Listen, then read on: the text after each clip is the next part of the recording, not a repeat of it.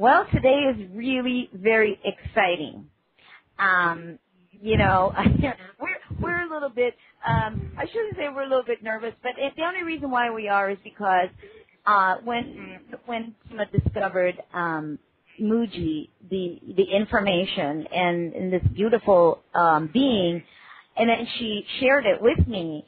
It was everything that we were about. It was everything that I have been talking about and we've talked about, and it was just a very profound feeling, a commonality. So anyway, since we cut the time a little bit short, we probably want to just start getting right into all of this. I'm just going to read just a brief bio on Mooji here.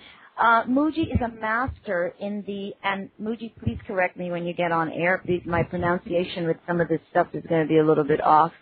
Mooji is a master in the Advaita tradition, the path Advaita tradition. Yes. And infused with my still leftover Jamaican accent. So the path of non-duality, which states that there is but one single reality, one source from and in which the manifest world of names and forms appear. Anthony Paul Young, Mooji, was born in Port Antonio, Jamaica. He moved to England in 1969 and is presently living in London.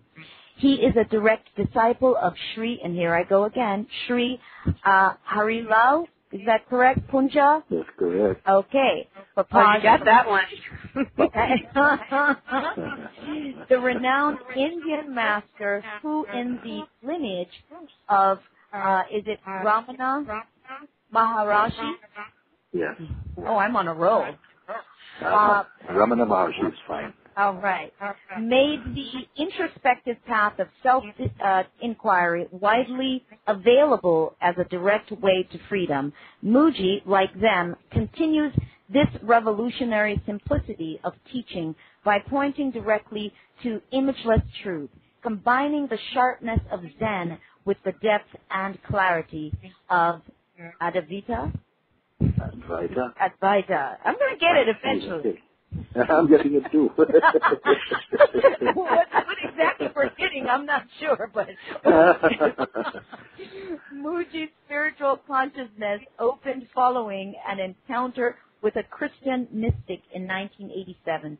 Sitting at Sri Punja's feet 6 years later, the words of his Satguru, "If you wish to realize truth, you must completely disappear." How profound is that?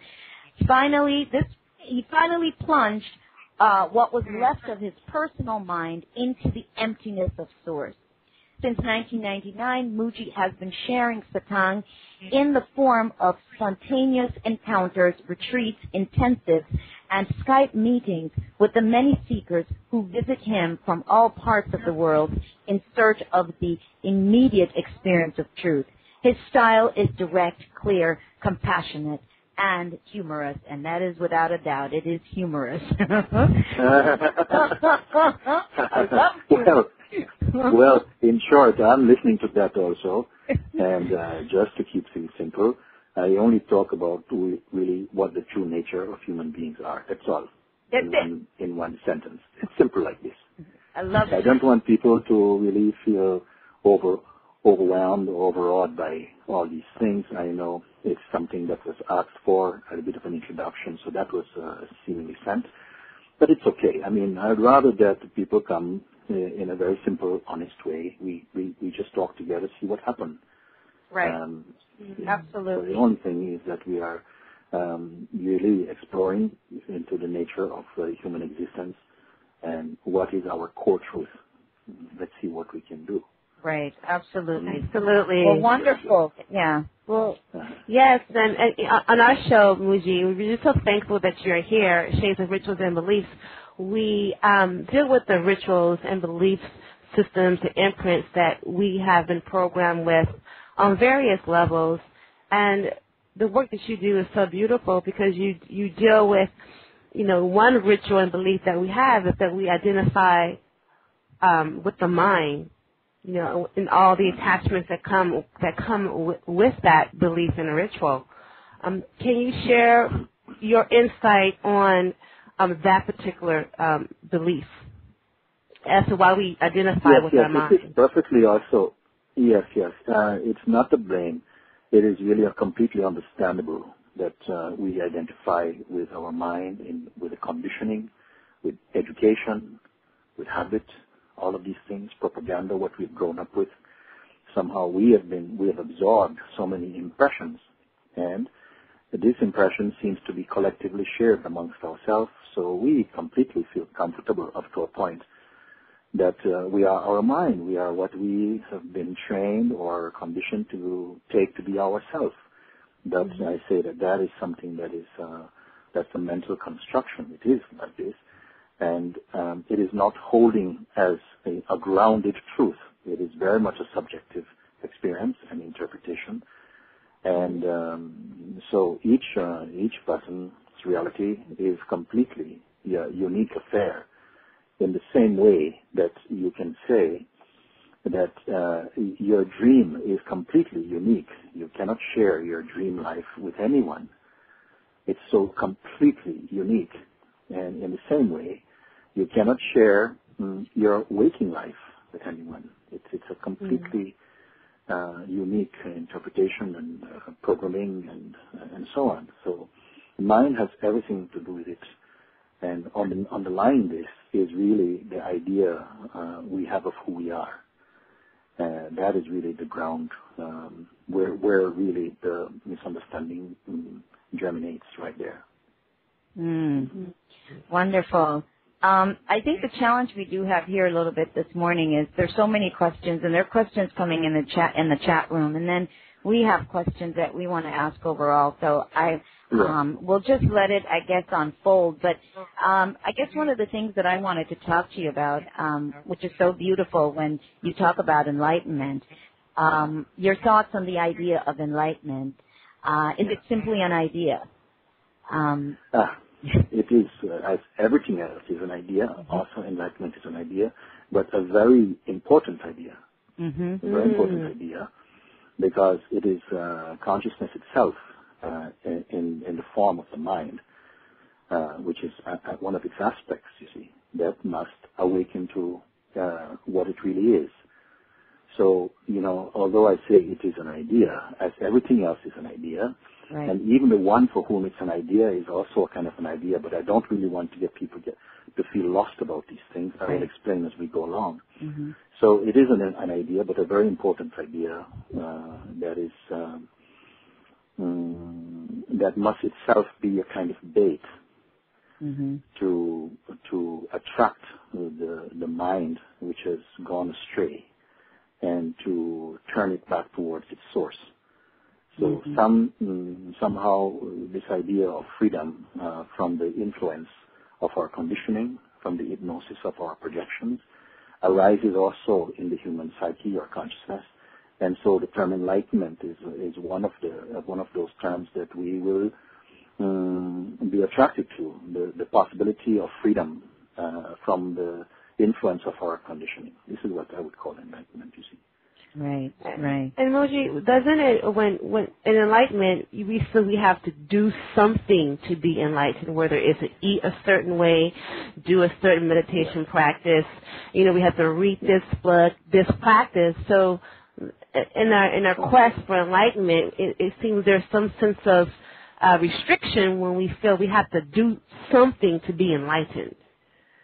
Yes. I appreciate this question.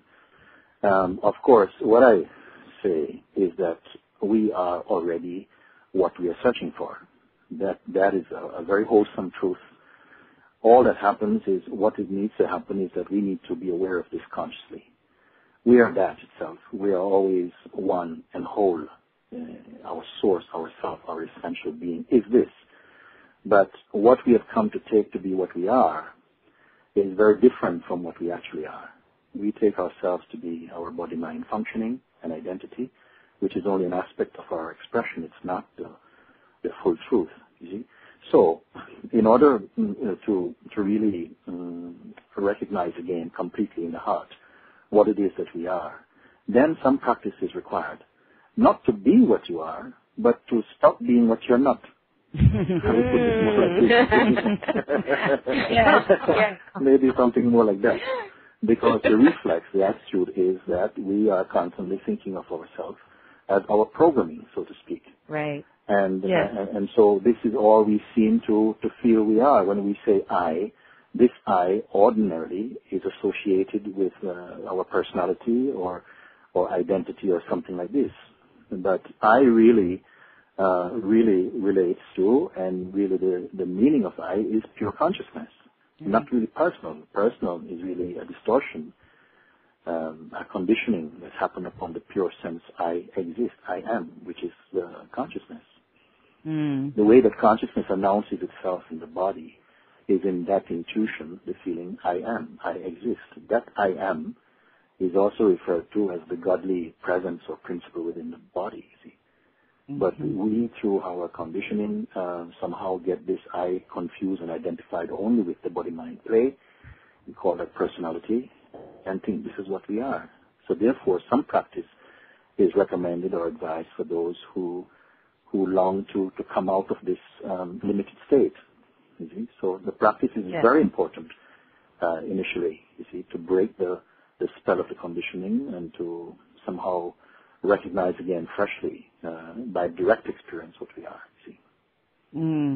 And I think what is so interesting is it reminds me of the fact that we talk about the moon. You know, is the moon full or not? That the moon is actually always full. You know. yes. Exactly. This is a very good example from the perspective of the body mind. Right. Then it will always appear as though the self is at some distance. The pure self or the pure consciousness, what we are, is at some distance from ourselves. But this is only imagined, not real. Yes. Well, I have quite a few, questions that I wanted to just put out there, but I want to honor some of these questions just to get them in, and I'm going to ask one question, and then we'll go into ours, and then we'll do it that way to see if we can get everybody's in. Let's see. I want to take the oldest first. All right, let's go with this one. Let's see. Dear Mooji, thank you for providing words of calmness to all searching for peace. This form has come to the point that the I, and they have quotes around the I, has been seen as a mere thought. The sense of presence, which is driving this me to continuously look for happiness, is itself seen as a mirage, I believe is what he's saying, thought. However, there is something that you could kindly clarify, and here it is. If everything has come out of nothingness, emptiness, or just silence, and all that appear to be existing in this waking state is an illusory appearance, what is cause of this illusion? What is the cause of the primary illusion?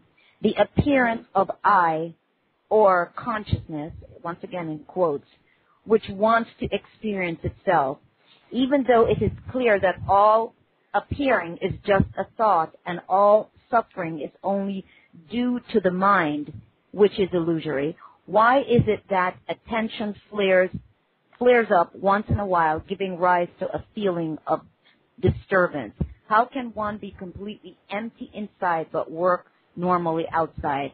Having read stories of Rama, Krishna, and Jesus, it feels impossible to be awake but no presence of mind. Namaste, Hari Om. Name of this form, Prashant. Okay. So many things are said there. Yes. To try and really get to the gist of what you're saying. I think somewhere inside even these words that you speak is your own answer, actually. Because you evidently say that the consciousness itself, it really wants to experience itself. You can put it like this. We cannot give absolute answers that's going to satisfy everyone. And I don't think that they are necessarily that important. What I feel is somehow is that what is important is that it's clear for you that all of what arises for you that you call your life is recalled by you, either through memory or something, and you're the one who is observing it. Even memory, which contains the impressions and the ideas of who you are, you're the one who is observing. You can even say, my memory is it's not as strong as it used to be. Something is even observing memory and the capacity of memory, you see, like this, the health of memory. We are observing also our senses or the play of the mind. If the mind energy is restless, you say, oh, my mind is very busy. What watches this mind, you see? Your soul is watching time and all appearances are arising in its presence. And they are perceived in its presence. But it itself is what? No real answer can be given to satisfy apart from the mere concept. But this kind of question, an introspective question, is the beginning of a sort of contemplation to actually to check in with yourself and to see, not just with your mind, but with your mind and heart, what arises as a result of this question when this question is put. If you are the one who is seeing all of these, you can comment about the presence and the effect of ego or intellect, time, relationship, all of these things, all the images, all the forms, all the names and forms, they are appearing in front of you. You're the one who comment on them. A thought has no power without you. No thought is self-employed. It must be you are the one who is seeing them, you see. So who are you? This is what I want to point to, because we are discussing the phenomena that comes and goes. But who is the perceiver of the phenomenon? And you know, I don't just want a worthy answer. I mean, follow this question. Allow this question some space. What is it that is perceiving all this phenomena, including the idea you have of yourself is also perceiving you? Who can you be? This is a question I feel is the most fundamental question, you see. And it's not one that will be satisfied merely by a mental answer. You know, you have to follow through. It's already evident that all of these things mentioned, they're already happening. They're already that you can perceive them. Something perceives them. They arises in a space which I call awareness. All of them are detected, perceived in awareness. You know. And this awareness I refer to as what we really are. Not the objects appearing in it, not the forms appearing in it. They appear and disappear. We are the witness of the appearing and the disappearing of all of them. Put the attention on that which is in whose presence the appearing and the disappearing of all phenomena happens, you see. Wow. Well, I guess I just wanted to say that those that are holding on to ask a question, we're going to get to that, but we're trying to filter in as many things as possible. And the people, since they took the time to send these questions a week or more in advance, I want to make sure we get those in as well. Let's go. Okay. I'll try and keep my answers a bit shorter. Well, do as you must, because a lot of times you're going to end up answering those very questions that didn't get asked anyway. So, yes. Very good. I wanted to ask about time. You know, this continuous thing that we're on, you know, the idea that we're always running out of time. What are your thoughts on the idea of time? This also, you said, it's an idea. Time also is an idea. You know, we think that time is very fixed and very subjective. But it's very, very objective, but it's actually very subjective experiencing. You know, time doesn't live on a clock face. I mean, it's just in your mind. If you don't think of time, there is no time, actually. When you think of time, suddenly time, relationship and duration and so on comes into play. But it is not something that is imposed upon you. We are aware of time. It depends also if you are in the habit of making a lot of appointments and a lot of intention, then time will feel quite almost claustrophobic, almost like you're squeezed for time. And for another, also living alongside you, there's so much time. These days, nobody has time, they say. Even the unemployed don't have time. Everybody is in a RE. No one has time. What it means, I don't know. So as one comes into your own self-investigation, you're discovering again space. And this is very important. You come again to Mooji, a sense of inner space. Mooji, what about the in idea? That space, let me finish. In this space, then it's as though time is spread out. Even the concept of time is not really strongly present, you see. It has a lot to do with activity and intention creates somehow time. Apart from this, because our nature, our beingness is timeless actually. There's no particular time that is relevant to your being. In the functional world, in the manifest world, in the relative world, of course, time is there, and this is perfectly natural too. All these levels exist within us, and even in the regular person's life, we are functioning multidimensionally. Sometimes you're in time, another time you're timeless, you see, but we're not so conscious of this. What about the idea of love and the idea of peace? Did you say the idea of love? The idea of love and the idea of peace. Those are two words that we're saturated with in what we call the new, quote unquote, new age movement. What are your thoughts on love and peace? Time and age, peace and love, they're timeless, ageless, you see. Love really, for me, the highest expression must be the unity of being, I would call this love. Then also the kind of dualistic expression of love, also love, you see. And it is instinct in us to want to love. First we love ourselves, we love our existence.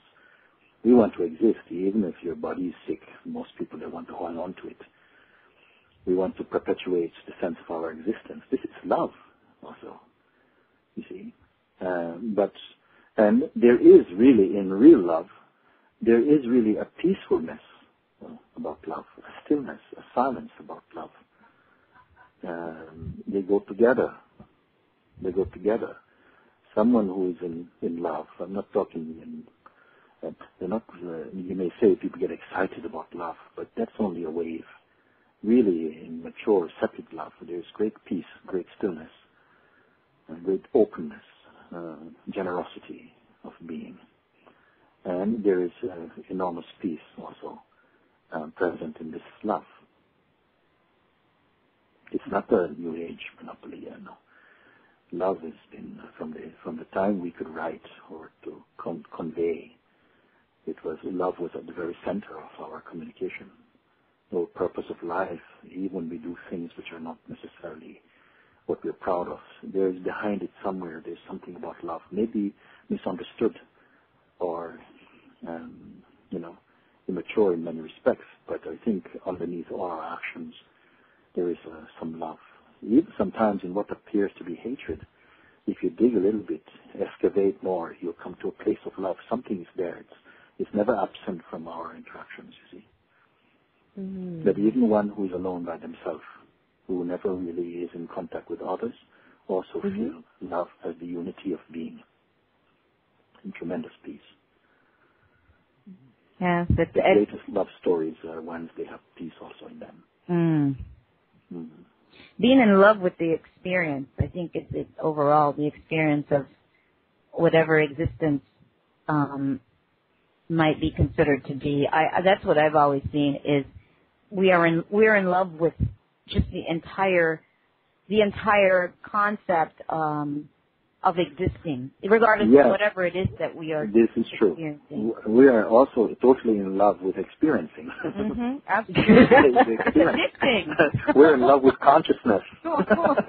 We consciousness are in love with consciousness. Absolutely. Because without consciousness, none of it means anything. Yes. If the highest being in the universe should appear to you and say, "My love, I'm very pleased with you.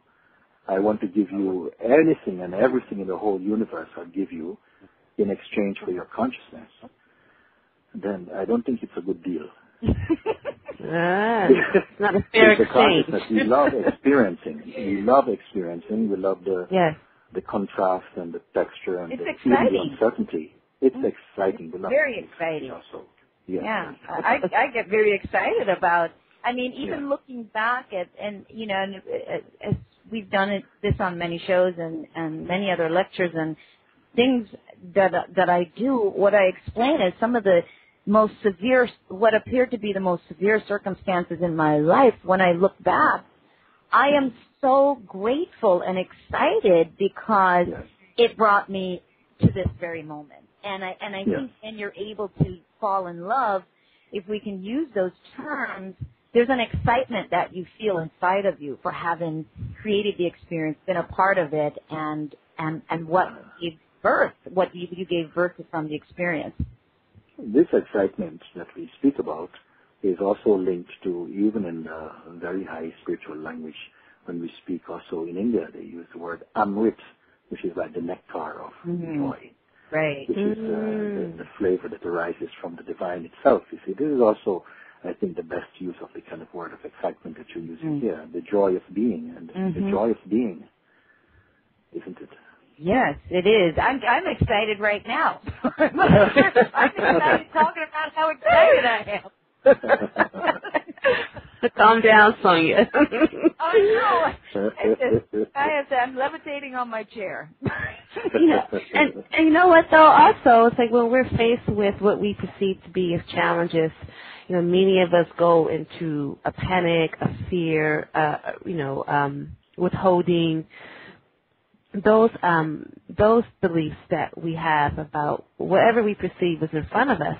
Even when you stand on those experiences, like Sonia was saying, there is a great gratitude for the experience. But when you're in the midst of it, Mooji, it's like when you're in the midst of that challenge, how do you shift from whatever that experience is? I mean, there's a lot of people going through a lot of things right now, shifting from the pain of fear. The more I would say this is the very fruit itself of your own spiritual discovery, because the more you're identified as a person and you're perceiving life personally, then in some way the experiencing is much more intense and much more fraught with struggle. As your consciousness opens up and you begin to recognize that you're not just flesh and blood, that you're a being and it is formless, the intensity of experiencing softens up, you see. And even in the midst of your most challenging experiencing, there is a sort of trust that, you don't go into panic. Your mind doesn't panic. There's a sort of underlying trust because you know that deeply this universe is not against you. Many people, they are only grateful for their experiences in hindsight and not in foresight. And in the moment, we are watching only what is appearing and interpreting. Also, the tendency to interpret in the most negative way is also the kind of signature of the personal mind. And as one grows inwardly, if you want to say, coming to that inner recognition of your beingness, the consciousness and the mind is behaving differently. It's not so much interfering. It's not so much trying to manipulate or to control. It's much more a surrendered experience. And this makes a tremendous difference to the tasting of that experience, you see. Something lets go because there's such a trust that, nothing can really go wrong. Wrong only means that it doesn't go according to your projection. This is what people suffer from. But if you don't if you don't make any appointments with life, you don't have any disappointment also. You kind of somehow, you can, it's almost an attitude like, I don't mind what comes. Not I don't care, but I don't mind. It's not for me. And I say sometimes in the same way that you don't go to a restaurant and bring your own menu. Then in the same way, you don't have to come to life with all your, sort of checklist of what you think is important for you and what is not. There is a surrenderedness about this, about not just trying to impose your projections on what life should do to satisfy your projection, but also coming to recognize, your natural river's flow. And there is some surrender that is important in order to come to that clarity of seeing and insight. So, it's almost just learning to not to be so forceful, to be so aggressive, so demanding about what life should give me, but more to be present in your being. And so somehow you're more in the position of observing what is unfolding, more than sort of like sending in, your requirements for what you think should make your day or your life better than it presently is felt to be. Well, I have a question about, when I hear you say, in my mind as you were talking, I was thinking about books that I've read about you can have it all, you can have the life, you can have the material things, you can have the relationship that you want, and this is what you have to do, to think, to feel, to be able to draw that, attract those experiences to you. Well, specifically for you, Mooji, this is a fluid type of fluidity and that life that you flow with. I think it's a little bit hyped up, I don't think life is so unkind as to fulfill all of your dreams. Sometimes it's good that life does not fulfill your dreams. I agree. Because, your choices are not so great. If it was down to each of us to design the life that we think is best for us, mostly we would choose the sort of chocolate-flavored moments. But thankfully, life gives you sometimes deep challenges that you would not willingly choose for yourself. But through those very challenges, you develop that spiritual grit and depth and broadness and wisdom. So it's good that it is out of our hands mostly. This is really the compassion of the Supreme. Mm-hmm. It's not for us. We're not mature enough to choose the life that is right for us. Life has to choose life for us. It's a funny way of putting it. You see? So sometimes I feel that it's very, very enticing, very attractive for the human psyche, the human mind, to say, yes, you can have it all, you can manifest, because there's a part of us that want to have it all. And in a sense, why not? You can have it all, but don't go out and try and get it all. Right. The one who has it all is the Buddha in you, has it all. Right. Actually. Yeah. Has it all in the beautiful way, not in some possessive, selfish way, but have it all because you don't want anything, in fact. Very few people really realize the exquisiteness, the supreme contentment of the one who is free of desire. It's like all of this is manifesting in you. All this universe is manifesting in you when you come to know yourself as consciousness. These are not flowery, sugary, poetic words. They are coming out of the realization of what we are. And we are obsessed with acquisition, but really we behave like beggars in our own kingdom. It's not meant to be that somehow, you cannot take it with you, all the stuff that you want to pick up. We can enjoy, because nothing in life by itself is bad, Everything, including money, all of it can be there. Right. But it should not be our master. And, very few people can really keep their equilibrium and still have, a kingdom to run. So there's a lot of wisdom in really first discovering yourself, coming to complete clarity and recognition and conviction about our true nature. And then from here, actually, everything you can touch, nothing can pollute you, nothing will offend you, nothing will threaten you. In fact, this has been the case. Rather than thinking that somehow by acquiring all this, it's going to give you a sense of security or peace. It does not. I don't think it has. Right. By itself.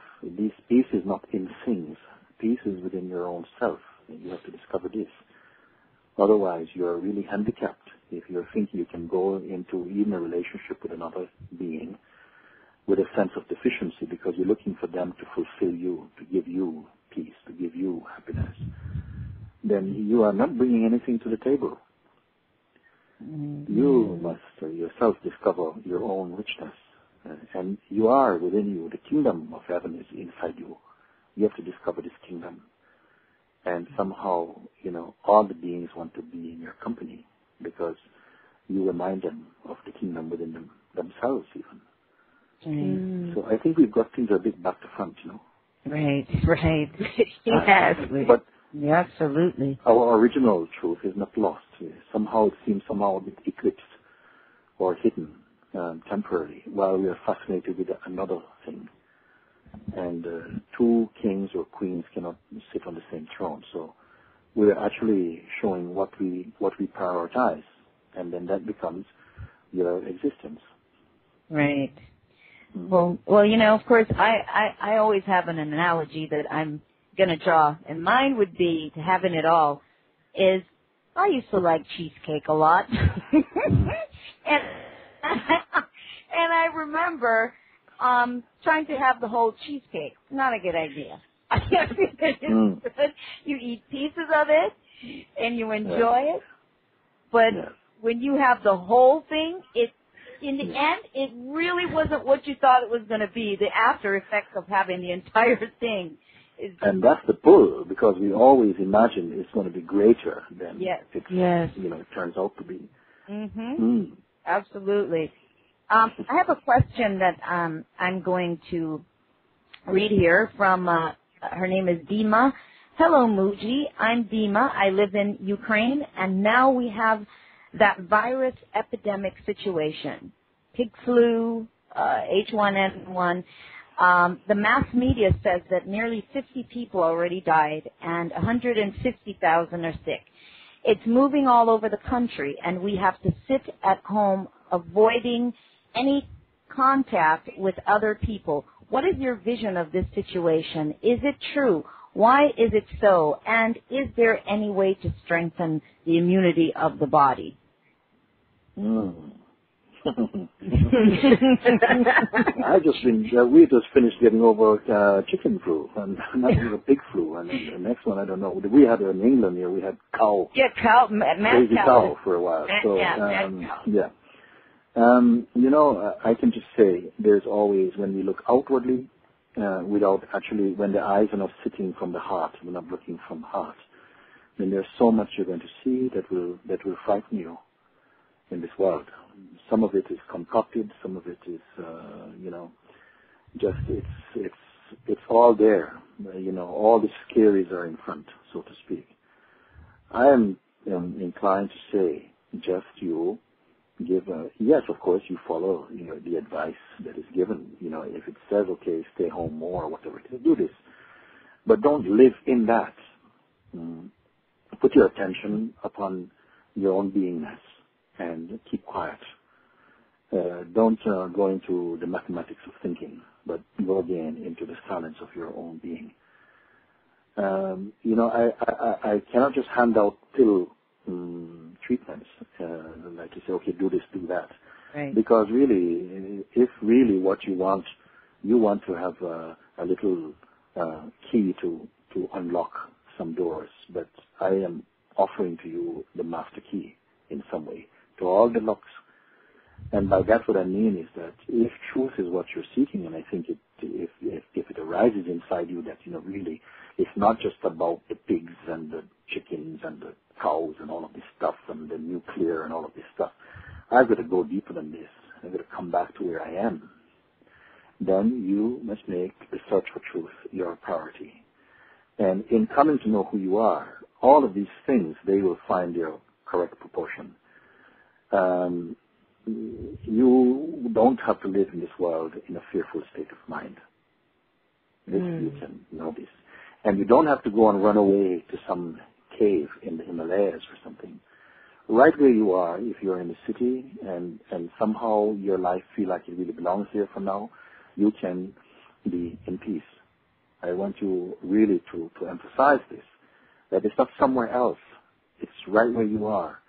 But if you don't look inwardly, you get accustomed to find someone who can guide you into this, to the real experience of this within yourself, then the tendency is to look outwardly and to be frightened by what you see, what you hear, what you read in the newspapers and news and all of these things.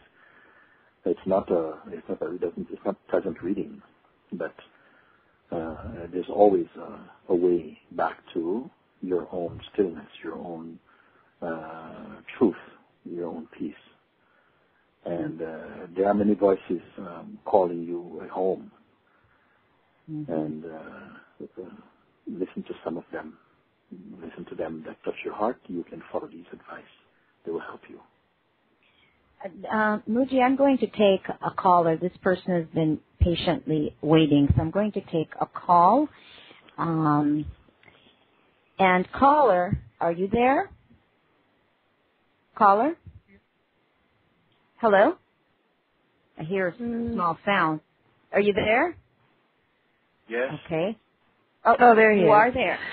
Wait, okay. welcome. Who are we speaking with? And where are you calling from? Yes, hello. Can you hear me? Yes, we can. Yes, hello. My name is Prashant. You read the first question. Okay. I did not know if I was the first caller. Didn't ask for a name, so I wasn't sure. I was on mute. So am I live? You're not on mute anymore. You're live. You're on live. What's your question? I'm actually in Chicago, Illinois. Calling from Chicago, Illinois. My name is Prashant. You already stated my question. I just wanted to thank you, Mooji, for taking that question on this whole. I just wanted to thank you. Okay. Thank you. Now we can get. We'll give somebody else an opportunity then. But thank you so much for being first in line for the question on both ends, in the email and on the phone. Thanks so much. I'll put you back on hold. Okay. Thank you, Prashant. I'm going to take one from the chat room. There was a question here. Mooji, seeking for awakening and, seeking for awakening and seeking for any other material thing is the same illusion, as there is no thing to find, as we are what we seek. Yet seeking seems something consciousness has to follow for a while. Would you talk about the end of seeking? Yes. So the end of seeking is not something that a human being decides.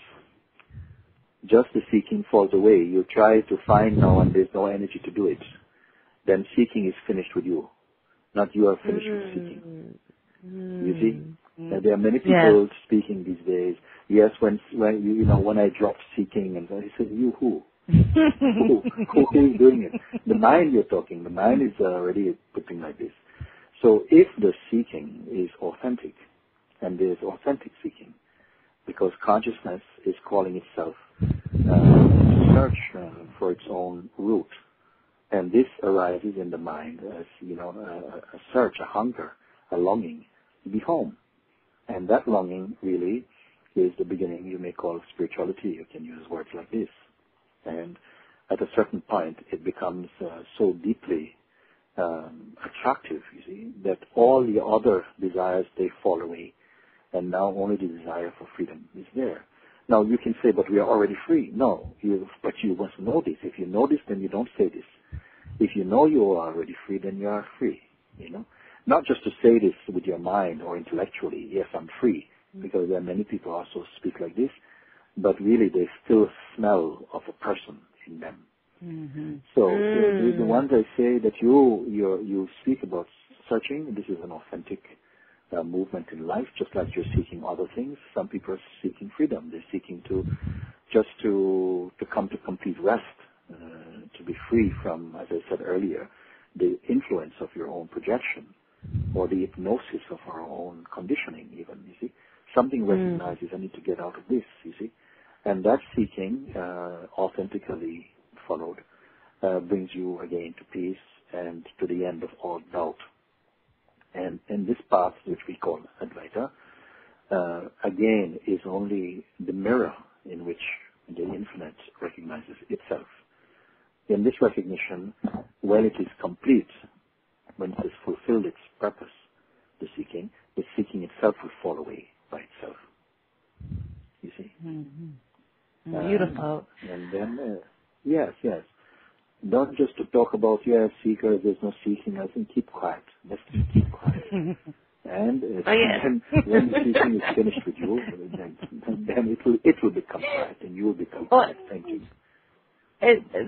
Sonia, do we have another caller on the line? We could take another call. No, I think he's answered. I think many people's questions. They're there, but they're not indicating that they want to come through to ask a question. I want to ask about the idea of being spiritual. It's like it's like a fashionable now. Spiritual. Yeah, being spiritual. Yes, It's like fashionable. The attire, being a vegan or yes.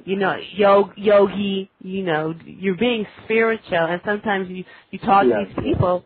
Yeah. Yes. Well, I would say that the truth, in its purest sense, even spiritual, it's just truth. I mean, the term spirituality is it's okay for a while, practically. I think it came up also in contrast to the term religion. People got tired of religion and they say, okay, now we are spiritual, But it's still often coming from mind, trying to be something, trying to be special, trying to be a yogi, and then some people also, they still keep their ego, I am more silent than you, more spiritual than you. I mean, how spiritual is that, you see? So I would say just better thing to keep quiet. If there is a genuine urge within to come to the end of struggle and confusion, you see, then in fact the universe come to your aid, such is the mystery. It's not even when it puts already the yearning inside your heart, and it satisfies this yearning. There's no ego to claim spirituality or truth. You cannot, you can fool people, or otherwise you may call them aspects of the mind as people, but you cannot fool the truth. One who is somehow immersed, their minds are immersed in the truth, you cannot fool them. So best thing is if something is genuine, usually something is kept quiet about it. And it doesn't have to advertise itself. Somehow, the life itself, people who are tuned in sort of are drawn to you. And they don't know even why or how. They don't have to go around. The truth doesn't have to walk around with a placard saying, look, I am arrived, I'm here. I am the second coming or something. It's enough just to, if there's something authentic in you, then the universe actually addresses this longing. And it comes to you in the form of either a teacher who can guide you and to complete, whatever unfinished business there is still left in you, to bring it to completion, to bring your mind again into inner solitude and serenity, like this. Okay. I'm going to take another question here. Dear Mooji, this is from the chat room. On the Ukrainian epidemic question, I found out that while being in meditation, reaching the stillness, major symptoms go away. All mental balance too. But I don't Could you repeat that last sentence? Let's see. Reaching the stillness, major symptoms go away. All mental disbalance too. Okay, imbalances. Okay. Yeah, I think that's what they're saying, yeah. But I don't get totally healthy. Is there a problem with time, or I miss something deeper? Okay, a fair point. What I would say is that realizing the truth is not always necessarily good for your physical health. I mean, it's not all.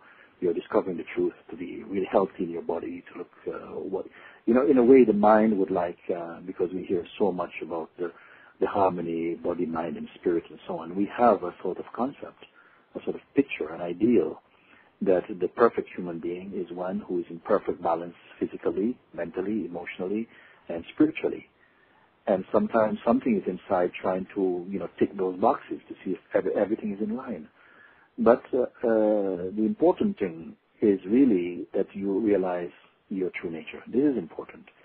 And the body may undergo sometimes in the process, you may say, of discovering, of somehow diving more and more deeply. Some phenomena may manifest in the body that may not feel healthy. You may feel sometimes very, very ill for a while, you see.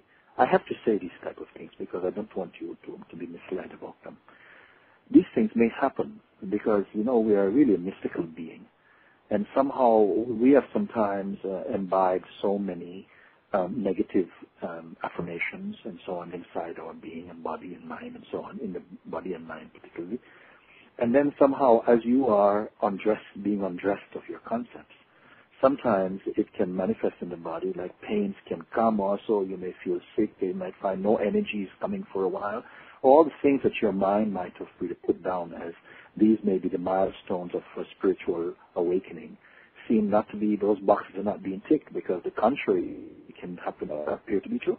You might feel that somehow you're losing memory about ordinary things. You cannot remember sometimes your date of birth and stuff. What you're going to do? These things does happen for a while. I say don't panic. It's fine. The nature of the being, it's not to merely support the limited idea of a private self. It is bringing you home. And so sometimes, the body might take a little beating for a little bit. It might feel like this. And then again, it comes around, and then great health is experienced for a while. So it's not necessarily, you see, just it can be an up and downness. Don't watch the body too much. Don't pay so much attention to that. Don't pay so much attention to how the thoughts are behaving and so on. Focus your attention really only upon that witness in whose presence all of this play is manifesting. But don't enter the play. You can watch all of this happening, but don't log on. Just stay in the silence of your own seeing. Keep quiet. Don't try to evaluate your progress or your growth. Just keep quiet. Grace is already doing the cooking. It is the great chef. And somehow you come to know that somehow my orientation of mind is different. My feeling about so many things have changed. I'm not carrying so many judgments about life anymore. I'm feeling a lot more spaciousness. But the mind wants to take credit for it. I say, I did this and I did that. But sometimes you cannot pinpoint, how did this come about? I call it grace also. Well, Mooji, I'm going to take another question, but I must tell you, quite honestly, we had you down for an hour. I did sneak in like 90 minutes just in case you decided you would talk longer. So you let me, but I had to tell you. So you let me know if it's okay. We'll go ahead. We'll go ahead. I would like to address as many questions genuinely as come. Okay. And so let's see how far we go. I figured you'd say that anyway.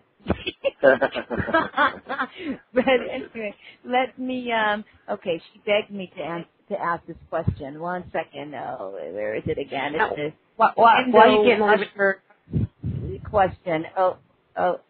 Okay, wait. Here it is. My mind likes your window wiper analogy.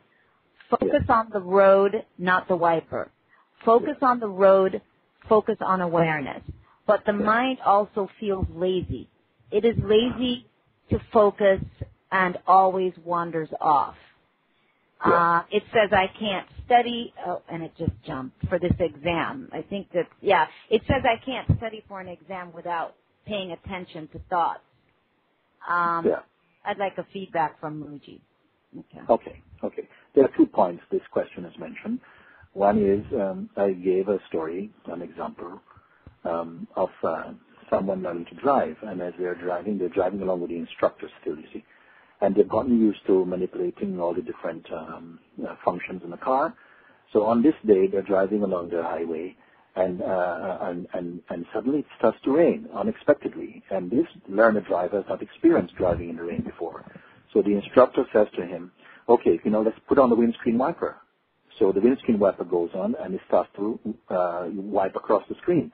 And this driver now is distracted by the windscreen wiper. So the car is going across the road like a windscreen wiper, sort of like this way and that way. And he says to the instructor, please, I need to stop because I can't focus on the road. And the instructor says to him, no, you just focus on the road. And don't pay attention to the wipers, focus on the road. He says, no, but if I continue like this, I'm going to crash. Can I at least slow down? And so the instructor says, no, just focus on the road. He says, yes, but I can't do this. Other drivers now, seeing the car wavering across the road, they're tooting their horns, honking, get out of the road, you crazy guy, you drinking or what, Mm-hmm. He says, look, the people are cursing me now. Maybe they're getting to the slow lane. So the instructor says, no, just focus on on the road. You see, and like this is going on for quite a few minutes. The driver is very anxious, but finally something triggers, something happens inside, and focusing happens. When the focusing happens, the car is going straight. Now it doesn't matter whether the windscreen wiper is on slow speed, medium speed, or high speed. The focusing happens. And the same way I said, when the windscreen wiper thoughts are coming in the mind, your attention goes to them, and you're told, stay as the awareness, focus on awareness, you see. Stay as only the seer, be only the witness. No, I said, but no, I can't do this because, look, at this big thought is coming, it's about my family, I can't stay as a witness. I said, no, stay as a witness. And then gradually, somehow, whatever, mysteriously, that recognition happens, but this is just going on, by itself, and witnessing of this is going on by itself. I'm not doing anything. And this is the example that was quoted. Now, the questioner continues by saying, yes, but when it comes to doing something important like my exams, I'm not able to focus, to be the awareness, and at the same time to deal with these questions. I said, well, by and by you will strike the right balance somehow, because by following the advice to remain as the awareness, not go even, to remain as the awareness, because awareness is always here, it doesn't come and go. It's just the attention moves towards the phenomenon of what is moving, and then that becomes your experience. So I'm addressing the attention, stay as the awareness, but the awareness is actually what you are. But you're usually identifying with the attention, and you say, when the attention goes, you say, I go. But actually, this I attention is not what you are. You're subtler than that. You are the awareness that the attention comes back to. I know it's a lot of words I've said here, but actually, it's very simple what I'm pointing to, you see. Mm-hmm. Eventually, what happens is that one finds that one can conduct all the actions that are happening in the body without any upheaval in the awareness itself. It's completely not touched. But in the beginning, because of the habits and because a lot of energy goes towards memory and judgment and behavior expectations, that sort of inflames somehow the attention, gets a bit restless, and we identify with the attention. So for the moment, I'll say to this questioner, don't panic. You focus your mind on what you have to do, but at the same time, something is naturally, in fact, can I just say this? The awareness is always untouched. It's there. There's nothing that you can do for awareness. You are awareness. The you who you imagine is someone can do something to be aware is only the attention, and it's not the real you. We call a lot of things ourselves. We call our mind what we are, attention what we are. These are aspects of our power and our abilities, but it's not your essential being. Your essential being is just a pure awareness, unchanging. Mind is an aspect of awareness. Body is also an aspect of this consciousness, you see. And they are all together one great movement, including the world you're seeing is also connected with your consciousness. And we are coming to know this. Waking up means waking up from the sleep that all these parts are moving independently. They are one wholeness. I don't want to tell somebody to learn this. I just say, focus on awareness, and all of this will become spontaneously clear for you. You don't have to learn it from a book. I particularly don't encourage anybody to learn and to study any of these things. I say only remain in the position of the awareness consciously. And the rest, everything will come spontaneously in alignment for you. This is the beauty, the majesty of consciousness itself. And it is easy, it's direct, you see. But it will take practice because the habit is to, or the reflex is to go back to the identity, you see. So this is what you may call the practice. Yes. Mm-hmm. Good luck with your exams. Yes. And I want to remind our listeners that you may call in with your questions at 646-915-8361. And you may also listen to the show by dialing that number as well. We do have a caller on the line. Caller, what's your name and where you calling from? Hello, caller, are you with us? Yes. You there? Okay.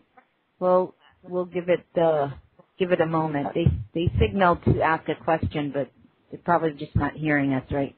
So then there's another question from the chat. Okay. Maybe you want to give that one. Okay, it asks Mooji, what if the seeking or spiritual practice has avoidance as at its root, as Papaji said, which will never lead to true freedom? What did he mean by avoidance, and what is the remedy? Namaste, and thank you for your question. Yes. If sometimes I'll give you another example of what happened here that will answer this question. A young man came to my apartment, and we were talking, having a satsang together, and we were looking, who he's making many statements that says, to whom did that happen? Who are you? What happened here? Pay attention to this, you see. You're talking about what happened, but who is the witness of the happening? Like this I was questioning. We come to this point of questioning. And then when I said, but who's witnessing this? Then he said, Mooji, it's a little bit hot in here. Do you mind if I open the window? I said, sure, go open the window. Open the window. I said, sit there again. He again sat again, and I said to him, yes, again, back to this point. You were saying that you can't cope with this. This is too much for you. And too much for who? Who is the one who is aware of the sense of something being too much? Focus your attention here. Again, he was invited to do this focus. And he came back again. He said, I'm very thirsty. Can I go and get some water? I said, sure, I go get some water. He went and got some water. And the question again, we sat down, we started to question again. And then he said, okay, listen, I need to go quickly to the toilet. Can I go? And then he went to the toilet. And again, we picked up the conversation. And finally, I said to him, you know what? Don't bother with this. What is it? You go. You don't have to finish this. This question is not for me. It's for you.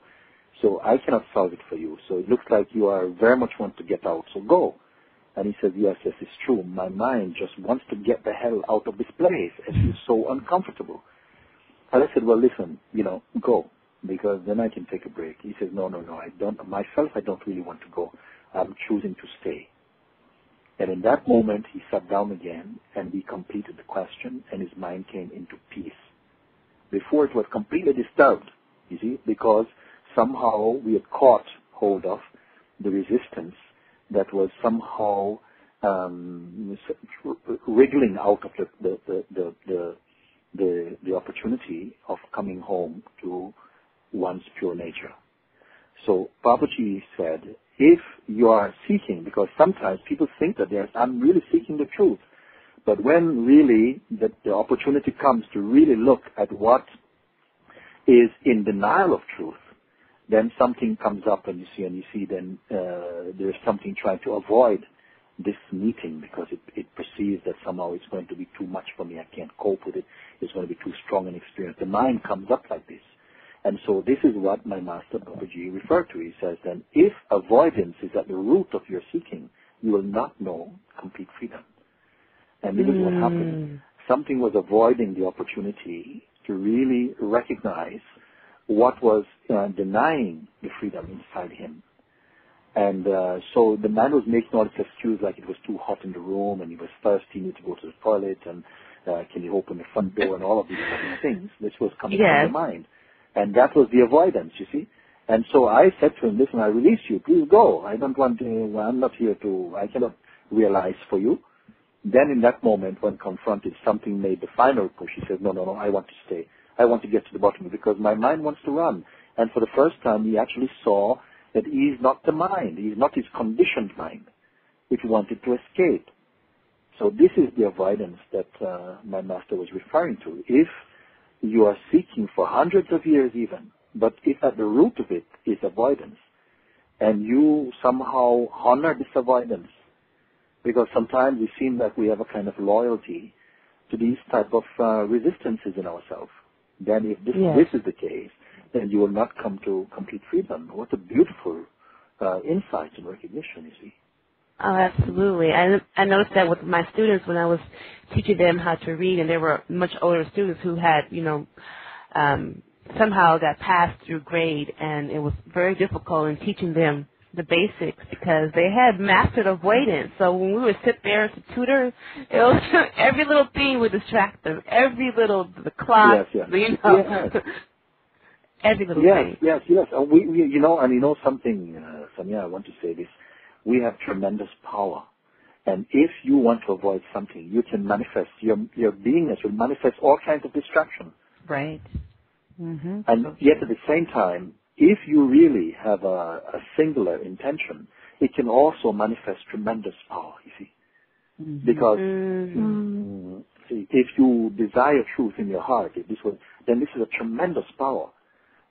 Hate is a tremendous power. Love is a tremendous power. Fear is tremendous power. Tremendous power. You see? Honesty, tremendous power. Love, tremendous power. Forgiveness, tremendous power. Each one of those you hold central in your heart, they will somehow manifest tremendous power, you see. Yes. Yes. We have a caller. I think our caller is back with us. Thank you for holding. What's your name and where are you calling from? My name is Mark. Yes, hello. Mm-hmm. Can you hear me? Yes. Hello. Yes, oh, great. Yeah, my name is Mark Michaud, and I'm calling from Bethel, Connecticut. And welcome. I'm sorry? Welcome. Oh, thank you. I just wanted to mention to Mooji that I encountered him for the first time in Port Chester about a month or so ago and sat through 4 or 5 of his songs. And it was a beautiful experience. Thank you very much, Mooji. And thank you. Oh, you're welcome. And you also mentioned not to do too much studying, but with any books on your path to enlightenment. But I will mention that I bought your book, and it's been very, very helpful. I've read it several times in the past month. So now my question, we were talking about attention, and mine struggles to wrestle attention from being, from the witness. And, of course, witness exists whether attention is brought to it or not. But attention somehow seems to be like a middle ground, neither part of consciousness, not part of mind, not part of awareness. So I was hoping you can talk a little bit about attention, because I'm in a spot where I can see awareness and I can be present in it, but it gets wrestled away. And I know it gets easier with time. It gets wrestled away by mind. Okay. So I was hoping you could elaborate on attention itself. Okay. Where is attention? I'll say one other thing. You'd mentioned that just a moment ago that gentleman was constantly distracted, by whatever. Had to leave the room, open the window, whatever. I mean, could distraction actually be attention? Can distraction be attention? Yes. There's a saying that when attention pays attention to attention, that is attention. Okay? Okay? What it means is that when you turn towards any object, apart from the root of the attention, which is your own self, it is called inattention, or effectively a kind of distraction. For this, I want to continue with this, the points you've made. They're good enough. You say that about the attention, you want to know what role does it play? Is it an aspect of mind or consciousness? I would say yes. It is one of your most potent tools, because whatever the attention caresses, you call this experience. So when the attention is pointed towards anything, then this you register, okay, this is what's happening now. But in the beginning, the attention for many people tend to be a bit restless. It's a bit like a sparrow jumping from branch to branch. It's always picking up something. They're almost as though it goes out shopping by itself through the senses and the mind and brings home all kinds of things. Now, you, I say, are that which is earlier than the attention, because you're capable of witnessing the energy, movement, restlessness, or the restfulness of the attention. So you are behind somehow in that priormost position to see this. You see, if your identification is as a person, then you will find that the attention is less easy to control. As you recognize that you are more the consciousness, the witness, and what I would call the attached to witness, then somehow the attention slows down and merges inside the heart or the source itself. The point I want to make is that the sense I, or the intuition I am, the feeling of existence, which is in the body of every sentient being or expression, this I represents consciousness, pure consciousness in its manifest form. If the I, which is capable of identifying with the body, if it identifies with the body and imagines itself to be a person, an individual person, then it becomes the person's responsibility to take care of the body and the bodily existence. If, however, the I is identified as consciousness, then it becomes the universe's responsibility to take care of the body and the bodily existence. I see. You are a consciousness, and somehow, gradually, as the consciousness marinates in itself, and not only in the appearing phenomena, then a natural concentration arises in the being, and no further efforts are required.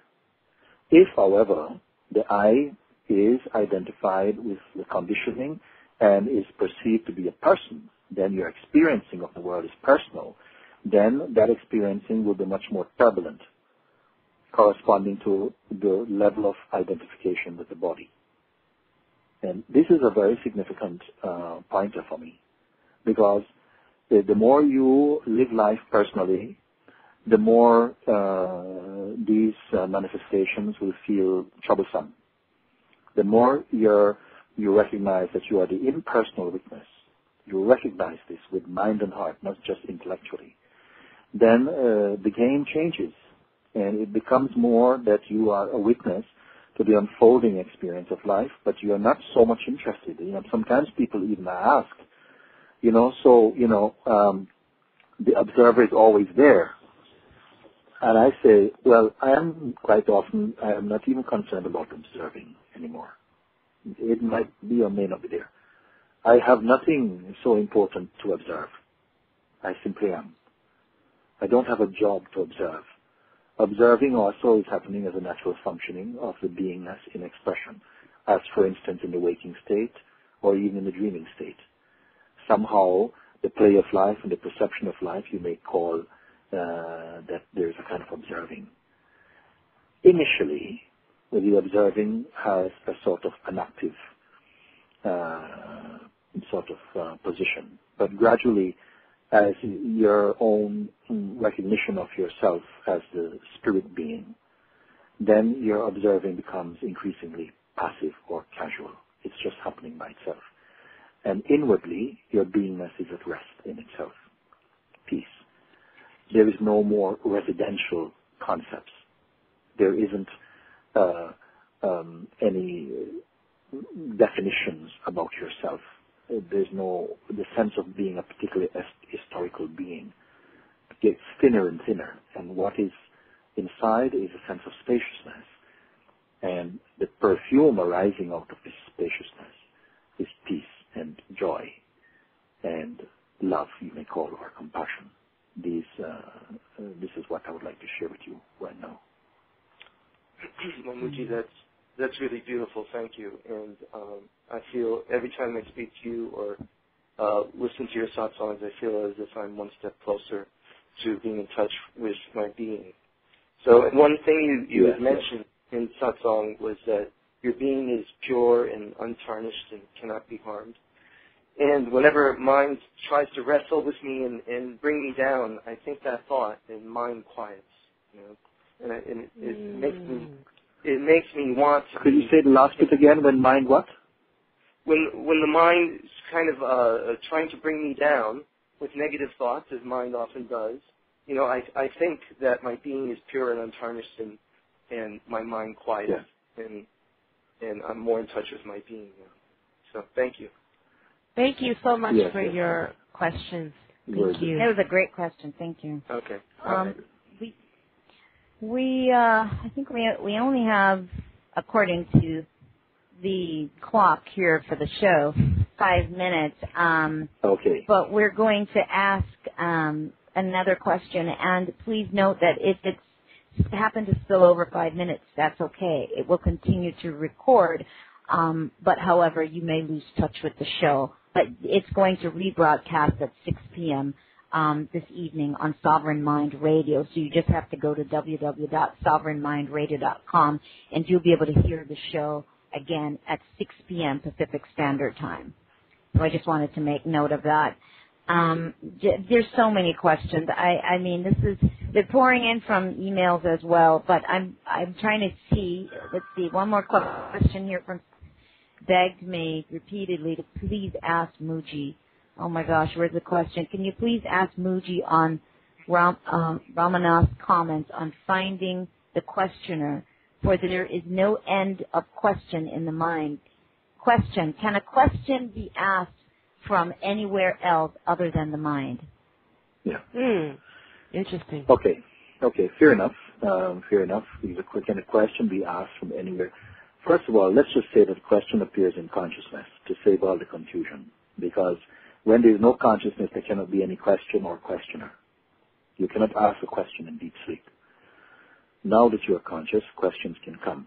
And I would call the mind, as an aspect of consciousness, the department for names and forms, or the special effects department of the beingness. That dimension, that aspect of consciousness or being, where we can have knowledge, diversified knowledge of thisness and thatness, of what appears and disappears, of time and space, and all relationships occur and are perceived in what we call mind, consciousness. So was the questioner asking something more than this? I believe that was it. The question, is it coming from anywhere else? Let's see. Was there something?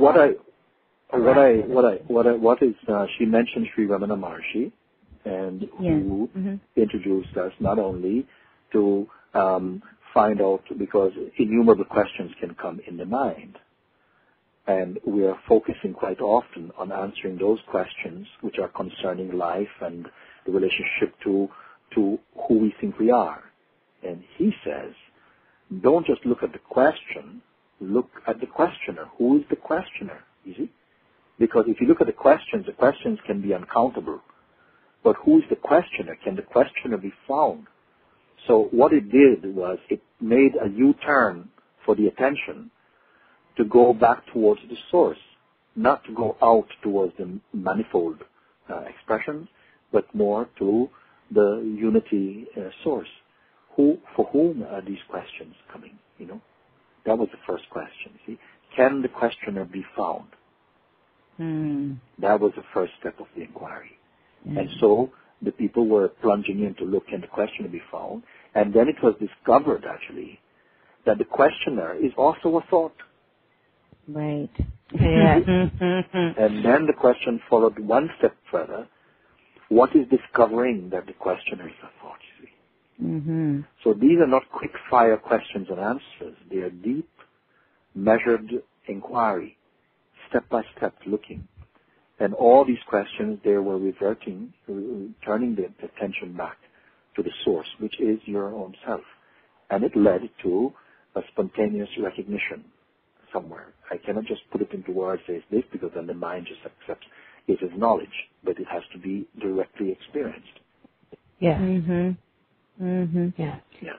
Wow. Well, our time has come to a the notion of time, I should say, for this show has come to a close. Mooji, is there any last nugget, insight that you'd like to leave with our listeners? Yes. Just that we, all of us, our true nature, it's timeless. You are the pure being. You are the pure being, and your original innocence can never be distorted. It can only be somehow overshadowed or covered or eclipsed by the focus on our conditioned being. And to discover this is the real journey, to discover our original self, our original nature.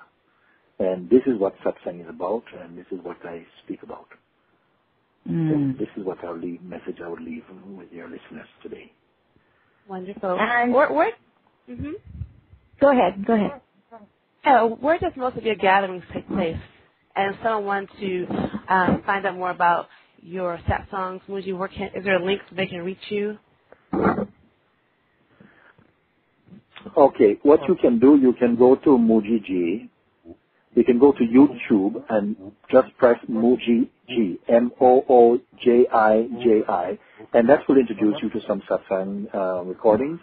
Or go to www.mooji.org, and that will take you to the website, and then you can take it from there. Wonderful. Wow. I had such a great time. I mean, just listening, and there are no words. There are no words. I just love it. I just love it. I'm very happy also to that you invite me also to take this opportunity and to talk with some of your listeners, and to really myself also enjoy this opportunity and this program with you. So maybe we'll talk again. No, yes, we'll love to have you back. There's no maybe, Mooji. Oh, very good. Look at that. Very nice. Very nice. No maybe. Very, very happy. So we will definitely talk again. There must have been something in that island water, boy. There had to be, because you're talking my language. Very good. Very happy. Anyway, I just wanted. Are we off the air now? No, but not completely. Okay. I'm just going to finish up the last end of it, just letting people know. Again, listen to the show rebroadcasting at 6 p.m. Pacific Standard Time at Sovereign Mind Radio, sovereignmindradio.com. I want to thank all of you for all of your wonderful questions. They were right on. They really let us know that people are engaging in really wanting to, awaken to who they already are. Join us next week, same time, and check the schedule to find out who the guest is for next week. I can't remember right off the top of my head at this time. Also, remember that every choice is the result of a belief. Until next time, see you then. Bye.